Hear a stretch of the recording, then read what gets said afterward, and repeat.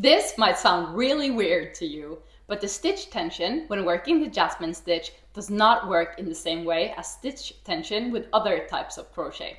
Are you used to changing your hook size to adjust the tension? Well, that's just not gonna help you here.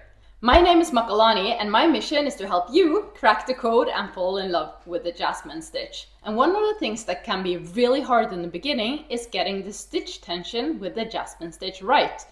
The thing is though, it's also really important, especially if you're working on something wearable like a headband.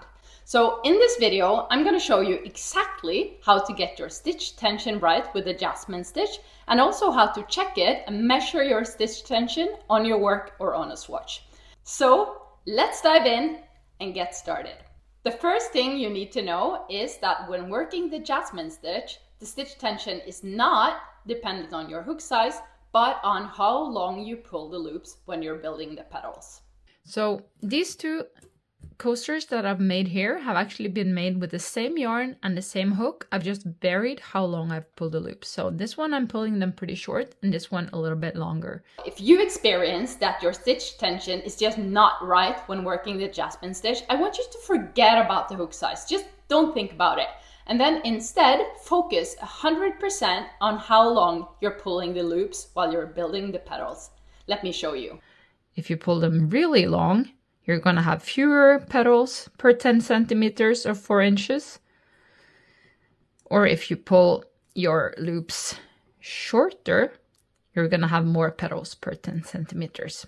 I recommend that you keep a tape measure handy and that you actually use it. So be sure to check that you're pulling the loops of your petals to the right length when you start your new project, and also multiple times as you go.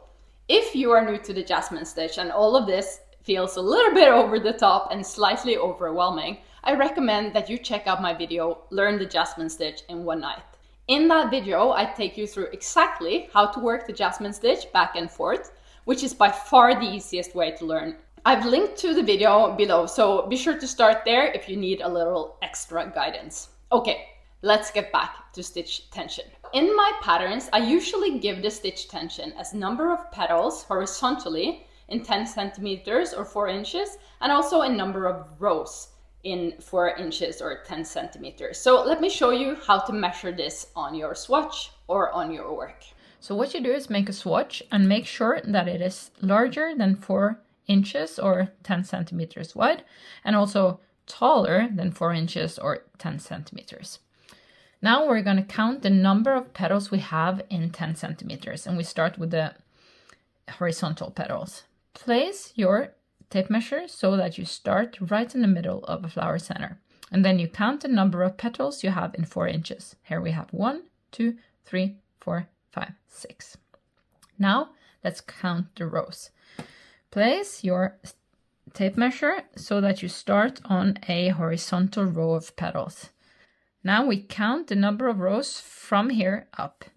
1, 2, 3, 4, 5, 6.5 rows in 4 inches.